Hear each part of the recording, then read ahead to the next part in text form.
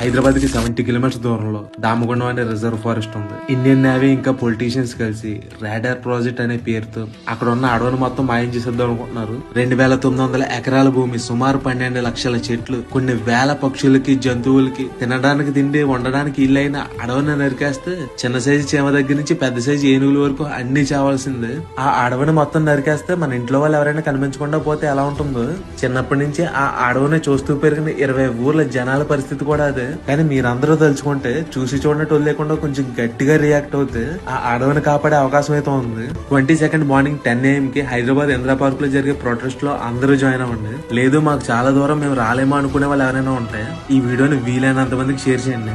ఈ వీడియోనే కాదు, దామగుండం ఫారెస్ట్ గురించి ఎవరు ఏ వీడియో చేసినా సరే లైక్లు, కామెంట్లు, షేర్లు లాంటివి చేసి వీడియోస్ అయితే వైరల్ చేయండి. మీ లైఫ్ లో ఒకే ఒక్క నిమిషం దామగుండం ఫారెస్ట్ కోసం టైం స్పెండ్ చేస్తే 12 లక్షల చెట్ల ప్రాణాలు పోకుండా